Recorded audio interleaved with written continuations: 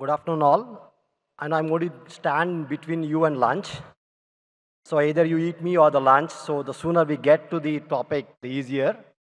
I was asked to have a keynote on topic of AI. Thank you. I, I thought there is nothing more to say than to just say AI these days because everything goes with, with AI around. So thanks for all of you guys to join here. It's a great opportunity to actually be able to share some of the knowledge, and I'm looking forward to have a good conversation with my esteemed panelists as well. I just would like to start. Many of the scientific principles are based on theory of relativity. Philosophy rationalizes things by contrasting past and present. Pragmatism, practicality is based on the tools and where life is anchored on. And this anchoring happens with hope and the scope of human intelligence. And human intelligence is where the future that we are going to spend some time to understand. Digitization, what it has done is has democratized use of tools to a lot of us. It has also demonetized the opportunity or availability of data and access to finance services to one and all. I would just spend a minute to give a perspective what we are doing at DBS. DBS is a bank headquartered in Singapore. We have started our journey about on digitization around 10 years back. We have culturally we have understood for us to be a bank, we call ourselves a startup with a mindset and bank with the responsibility that we have to manage the money that we have from people. So with that, the innovative culture that embedded into the DBS helped us to be the best bank in the world. We have got various accolades that we have received from various forums over last 5-6 years. We were first in the bank. In fact, we started the digital bank in India way back in 2015. The first digital bank in India was started in India. And now we have the implementation of digital bank in various countries as a means and ways to give access to various people. What digitization has helped is to help us to reach out to many underserved people across the continents, across the regions. I'll just let us try to have some perspective about the reach of technology and influence it has on us. The first ATM was built in 1967 in England. Barclays was the one that set up the first ATM. The first ATM was set up in India. It took 20 years to be set up by HSBC in Mumbai. It took 20 years for us to have same access as someone else in the global enjoying. And if you also recollect some of the gray hairs that I see, and other people who also understand, heard, the banking experience, if you go back your memory lanes, two decades back, we are used to filling out forms, standing in queues, having payment process to be taken days, if not weeks, and it all changed with one stroke of innovation that started to happen, and we are in midst of all that. And if you look at the growth of India, the growth of the technology and the fintech that has helped is enormous. Just to give you a perspective, in 2011, the number of people who had access to bank accounts in India were about 44% of the people had some access to the bank. In 10 years, that has doubled in the size of country like us. Our market cap, our ability to raise capital and provide capital, 10 years back, it was 1.8 trillion. Now it's close to $4 trillion market cap that we have. And this all happened. It is almost like a story where the industrial revolution gave a leg up to rest of the world in terms of their access to the capital and how they grew. I think digitization is like an elevator that is helping lot many countries to get to the peaks of the success faster and sooner. I'll give you some dates that probably would reflect. Aadhaar card in India, right, was started on 29th September 2010. UPI was started in 2016. November 8th, if you recall, how many remember November 8th, 2016 is the day when demonetization happened. Why am I saying this? The digitization, the tool set that are available, and the context that we set up after demonetization and the COVID has rapidly, globally, has accelerated the adoption of digital. Today, as we speak, we have close to 500 million transactions that UPS serves more on a day-to-day basis, giving ability for nook and corner of the countries to be able to access and do businesses. What digitization has helped is given an opportunity and tool sets for the lowest of economic ladder folks to be able to access and do the service. Today is no longer that if you produce a product, it's not that you have to have physical stores to sell. You have an ability to reach millions of customers across all over the country. And if you have and banking as a service has embedded into these journey very much. The B2B journeys, the B2C journeys, the C2C journeys. When I say C2C journeys, it's very interesting. When I go and pay and take a coconut or even have a chai 2 days, I think we no longer use a cash. Everybody has a QR code. And I scan, I pay. My ability to transact with the people, my ability to ease at which I am able to do what I have to do has rapidly increased over the years. This has really given a leg up, and there are a lot of things that I would like to discuss with my co-panelists in terms of how the co-lending, the partner-to-partner lending, P2P lending, right? How the mobile opportunities, the mobile banking opportunities has actually given access to many people, and AI being center of some of the things that we are doing in terms of risk analytics and other things. So I would like to welcome my co-panelists onto the floor, Anurag, Rahul, as well as Vel. Please join me on this. Thank you.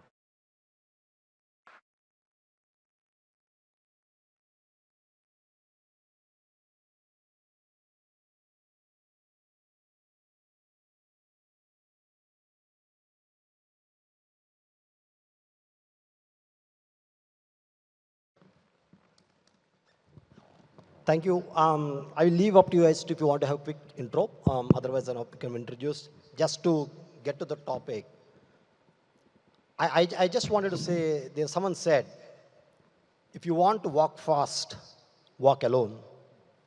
If you want to walk far, walk together. So for success to happen, inclusivity is extremely important. So it is not if we do it, it is we have to do an inclusive. And a country like us, it is important for us to understand and go ahead and do. So Rahul, I will just start with you, right? Or maybe I will start with Anurag, all right? On AI in mobile banking, right? How is AI improving, like, credit scoring? Because you are the company that deals with data and everything, right? And micro lending, especially, in areas with little financial data. Maybe if you throw some light on it, it'll be good. Sure. Thank you, Ravi. So I'll start with who we are. There were a lot of cheers, but still people who didn't cheer for them. We are Experian. We are a global fintech and data analytics company. What we do, as you know, we generate credit scores, credit reports, right? And we have various software applications for lenders to make a credit decision. We have obviously a lot of models to analyze the data, and and also we have software application to prevent fraud, right? The most important is why we do that. What is our why? Our why has been financial inclusion. How we can leverage data and technologies to financially empower millions of consumers. For that, we have been working tirelessly to bring more and more credit invisibles into something called a credit file, right? Today in India, less than 15% have credit scores. So we have a long way to go where we bring everyone, like you said, Ravi, about how many people we have no bank account, right? Now, how we enable them to access organized credit, more affordable credit, so that they can improve their lives, they can start a small business or buy a bigger house for their growing needs, right? And how we do that, we run subprime bureaus in various countries. We run credit bureaus in 23 countries, including India. We run some prime bureaus where we collect payday data, where people who do not have a bank account and they borrow from a small store and they pay when they get the salary, right? So we collect that data. In India, we run microfinance bureau, and we bring those people, run our advanced models to see who can actually get cheaper credit so that their cost of borrowing is less, they can afford a better life. And in US, we have applications, US and UK, and we're looking at other countries to launch application called Experian Go and Experian Boost. So if you have never borrowed, you don't have a history. How do you create history? You can download an application. I think today we have 60 million downloads, and you can provide access to the daily transaction that you do. You pay your mobile phone bill, you pay rent, you pay your streaming service, right? We use the data to analyze and create a score for you. And similarly, we have an application called Experian Boost, which will help you repair or improve your credit score, so that next time when you borrow, you get a new car, your EMIs are lesser. So we're using those technologies. AI is heart of everything. But like you said, we deal with a lot of data. We deal with petabytes of data. And we have been a big data and data science company way before the AI and the data science became a household name. Thanks, Anna. I think if we really recognize and realize what fintech has actually helped us is ability to look at the data that otherwise were not used, from a simple habit of someone who is disciplined enough to pay something as a habit that we should be able to lend that person to be able to have the access. Fantastic to see that. I know, Rahul, you and I were speaking, and you come from the background of loans and understanding loan origination and stuff. Having founded the company that you do as AllCloud, in context of India, trust is a big factor, and the protection is another big factor. So how are fintech companies like you who are accessing data and providing data to build trust and protect the vulnerable users in their financial services? I think, okay, let's take back a few more years. You mentioned Aadhaar was launched in 2010, and then UPI was launched in 2016. On the trust factor, I'd say that, see, consumers getting into the formal fold of banking services, and this being across the forum is very important for us to work together, as you rightly said. How do we build trust? One is documentation. The earlier times, it was very difficult for anybody to get a loan. I'm talking about, say, pre-2010 era, where the identification, verification, and validation of your documents, was not facilitated through digital sources that were certified by the government. Aadhaar changed it. And this kind of created a lot of trust in at least the identification of a person. So if I'm giving a loan to a particular person, I know that I can verify the credentials of the borrower digitally now. What fintech has done beyond this is it's actually facilitated a lot more things just after identification. So you need certain documents to be submitted. when you request a loan. So your identification is sorted. Then your employment details now can be checked via EPFO portals, the PF portals. The salary slips can be read programmatically using AI models. And if there is any mismatch between these two data points, it can be easily found out using platforms like ours. So one is consolidation of data, second is validation of data. Fintech has facilitated both. Third thing, and a very important thing was, when you used to give loans earlier, you were never able to rightly judge the entire transactions of the borrower. So there used to be off-the-book transactions and on-the-book transactions. 2016, UPI came into the foray, and then we had the great demon activity.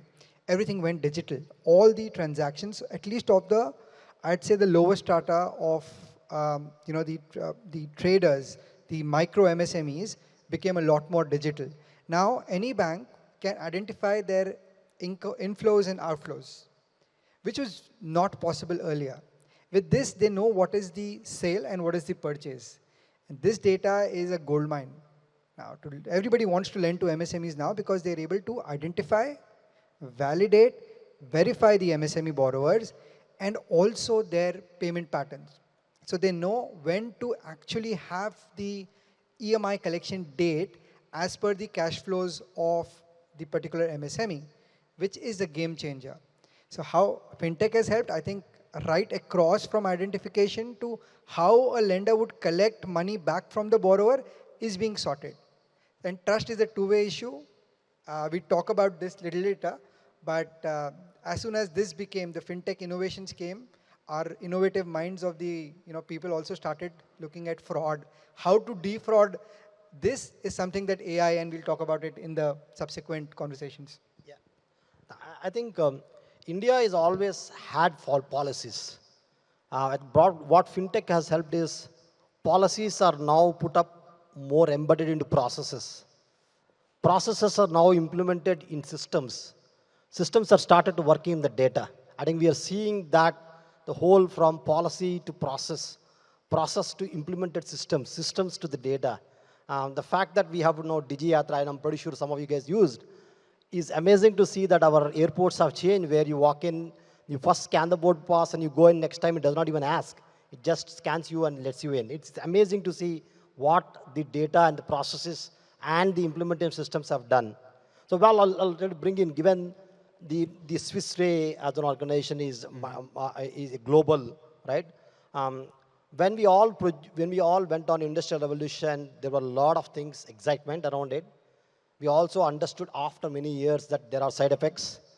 But now, the tech revolution, we are a little bit more conscious to understand what is the sustainability of whatever we are doing, right? In your words, the technology helping fintech companies, right? When we are whatever they're helping, how is the sustainable financials initiatives and environment agenda? How is that happening? Sure. Hello. I moved to United States like 28 years back, right? Coming back, I can see a huge change, right? So probably many of you are here and you don't probably see the change, but coming back, one simple example, I just like wanted to quote two examples, right? The digital payment. When I was back here, you pointed out, right, Ravi, right? So we used to go to the bank, stand in a line to get cash, and we had to make cash transactions and write a lot of forms. These days, I was here last year and I couldn't use cash because nobody had change. So I had to upgrade myself to get to the digital payment. And if Welcome to India. even if I in the US, if I look at the speed at which the digital payment has grown compared to here is much lesser compared. Here you cannot, in a given day, I have not even took out my wallet since I came here 3 weeks back. And what has that happened from even from a basic, like the amount of paper being used in terms of forms, receipts, transportation to the banks, right? So going in a car or scooter to the bank, that has significantly come down.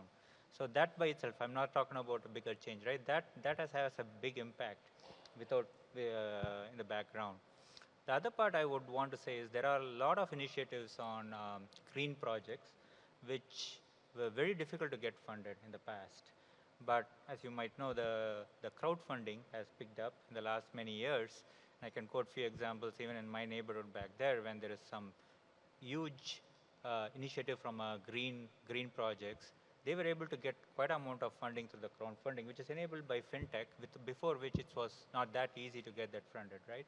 So those are the couple of examples I would like to quote on how the fintech revolution is creating more sustainable environment to work in, right? And Swiss Re is in the forefront of creating a sustainable environment, right? In the terms of monitoring the CO2, right? And also the how we spend the CO2 on a day-to-day is more from an individual perspective and from a company perspective. We are able to track because of some AI technology and creating the awareness, right? Just creating the awareness helps in creating a more greener environment. So those, we can visibly see these changes happening, and I think it's only going to go accelerate in the future. Thanks, Well. Sometimes we look at sustainability in a very different. If you simplify it, right? I know to what Val has talked about. Today, we don't no longer have statements getting sent out on postals to any of our houses anymore. It saves a whole lot of things in terms of sustainability. And we were discussing before we got on the panel that the FIP, FIU aggregators that government of India has put in helped us a lot in terms of cutting down of the whole lot of paperwork that flows through, and then made the straight-through process, ability to seek the loans and everything, right? With the aggregators trying to come in and provide the information and the choice of that. So my next question, Rahul, is to you. Because data is double-edged. While we want to give data, there is also a fear of misuse, abuse. And in a country which is demographically wide, academically varied, language barriers to things, the adoption of a common technology and understanding that has its own challenges, right? While biometrics solves some of the problems. So I'd like to hear as a startup that you have been working, what kind of challenges that you have faced, and what kind of fraud detections and other things that you have used, your ability to use digital to do and what you're doing. So, okay, what you are essentially talking about is how, as a consumer of financial services, I can protect my own data and see whether the consent that I have given is actually for the transaction that I am getting into. If again, you see what the kind of stack that we have in India today is phenomenal, because one, we have a verification stack, which is the India stack, right from your Aadhaar to about your PAN card to about any other documentation, and everything is consent driven. And you rightly mentioned that there's an account aggregator framework. What it actually does is that it removes the dependency on any financial institution, your dependency on the financial institution to seek data from there. With just 2 OTPs, you're able to provide your banking transaction data, your savings transaction data to a new financial service provider. You don't have to go back to the bank and get it. And this is again on OTP. So it's very important that the Aadhaar number is linked to the right mobile number. And that's where the consistency in consent is there. Actually, biometrics do solve for a lot of things. But again, it can be misused. You don't have to tell people what you're using it for. So from a consumer perspective as well, we need to be aware where we're sharing the data or why we're giving the consent. So the government has come back again saying that, okay, before the use of data, there is consent. And post the use of the data, and when you get into any financial transaction with a lender, the lender has to explicitly give you detailed documentation of what they've collected from you, where is this information going to be used, and what are the terms of engagement. So I think the ecosystem is developing. People are getting to learn how to use this digital asset that they have in terms of their own information and how they would like to share. I mean, it is well explained, Rahul. I mean, I think the access of data and the responsibility to protect as much as at the entity that is serving, as the entity getting served, it's dual. And hence, education becomes the cornerstone in terms of making sure that people are well educated and understood. And Anurag, I think we were having a chat as well. Given the advent of AI, the model excitements about ability to discover, uncover, and come to the point where decisions are being made on behalf of the organizations, right? Um, uh, with that, how can, when we do credit scoring as an example, while it make sure that the underserved communities are helped, but how can we also, while we serve that, we also want to make sure that there is no bias introduced into that, And as a organization which is data centric, right, would like to hear your thoughts on that, Anurag. Yeah, thanks. So, well, sorry, Ravi, there were 2 points that you mentioned. So first, how do we prevent fraud, right? If we can reduce fraud, then we are actually indirectly reducing cost of credit. So that means credit is available to people cheaper because of lenders are spending less money in collection or writing of bad loans, right? So credit score and the credit various attributes that we generate is one part, but then we also run something called fraud bureau. It's the largest fraud bureau in India. It's called Hunter, where we have data for people who have defaulted or applied for a loan without credentials. So that's one part. The second part is the fraud as a product category is a significant part of business that we do. Hunter is one part, right? We also use, the second part of the AI. So we use AI heavily in various aspects of how customers or consumers access their bank accounts. We have a product which actually analyzing your behavior on keyboard, how you enter your password, how do you move your mouse, and it alerts immediately if they see unusual behavior, if somebody else is trying to use your account, the way they move their mouse, all those things, right? We're also using AI now to detect mule accounts. Many of you would be getting calls, and then to send some money, digital arrests and things like that. And we're looking at the pattern of those people, how they use their bank account, how money comes and goes, right? And we are detecting those mule account and alerting the banks and financial institutions immediately, right? So this is another way we are protecting consumers and so that they can have a better control on their data, they have better control on their accounts. Very good points. Given that, if you ever try to use your iPhone from left hand to right hand, or right hand to left hand, it will start detecting the usage patterns that we are trying to use, right? So, when we have so much being tracked, obviously regulations become extremely important. So, I would like this answer, all of you guys to take a view. How is regulations are getting impacted, right? What are challenges the fintech companies face when you use advanced AI, right? Before we do that, and I will just give my perspective from DBS, right? We have been using AI for many years now. We got close to 300-400 models that we used for our everyday banking, where we create nudges, understand for our wealth managers, as a relationship managers, as well as individual on the digital banks. But we put whole framework called as pure framework, which is purposeful, unsurprising, respectful, and we can explainable. Explainability becomes extremely important in terms of any of the models that we use. And we have also built the whole Allen framework, what we call, which will help us to take a UAT kind of version to productionize and how we actually take it to live things, right? And this is for us to the exact, we being a fintech and a bank, we are more regulated than any, our ability to explain, right? While it is giving a safety net to the customers, but it also sometimes stifle our ability to move as fast as thing.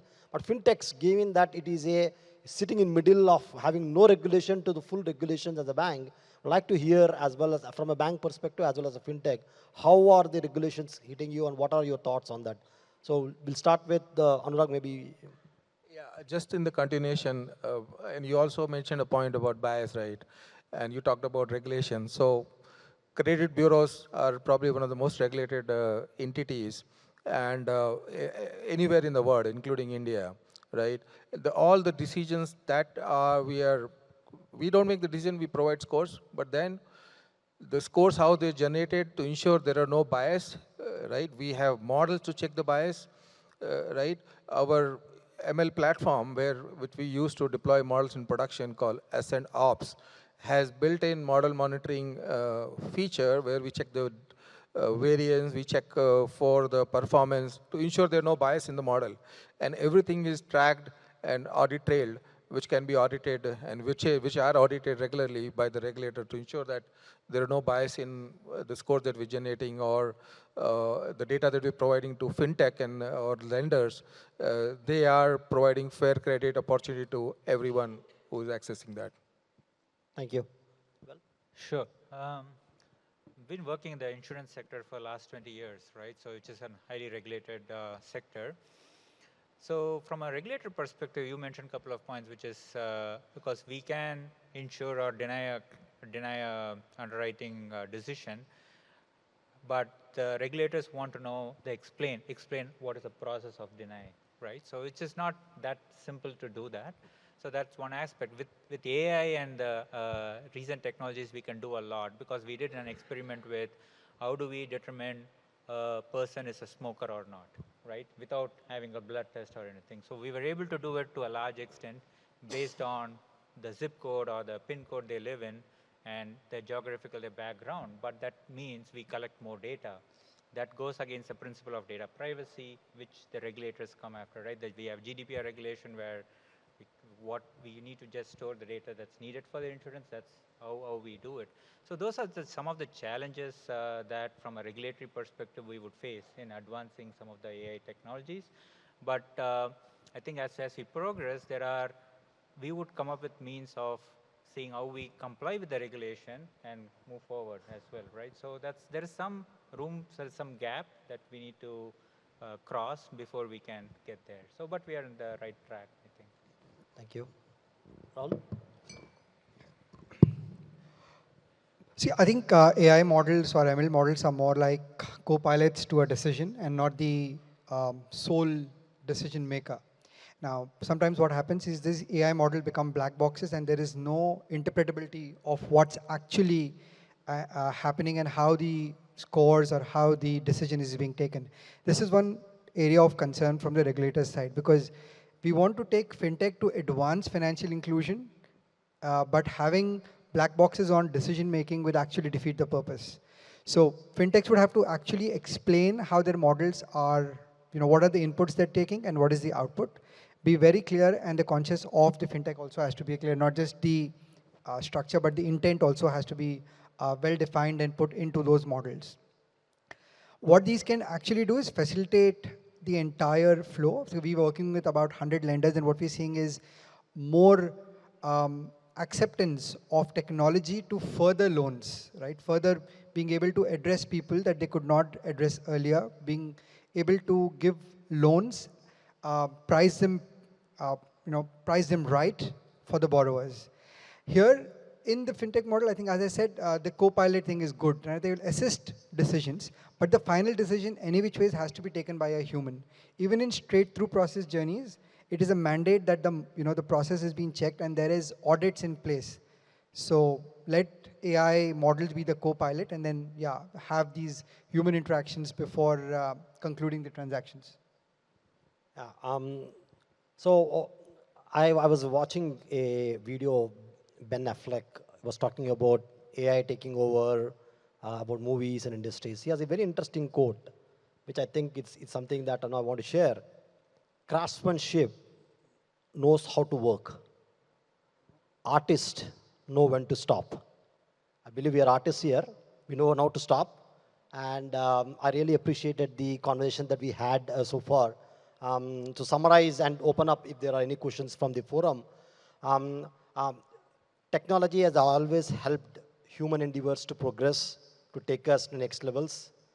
Tool itself is never is a good or bad. It's how we end up using it. As a country who's hungry, who is ready to take up and do that, I think as a generation, it is a generational opportunity for all of us to see that we are in midst of this transformation. I'm super excited and very positive as a country to see that to see what we have seen Trivikram showed earlier about building something for our own purposes, and many those things that we have seen over last couple of hours. So super excited to that, and thank you all of you for this conversation, and open up if there are any questions from the floor.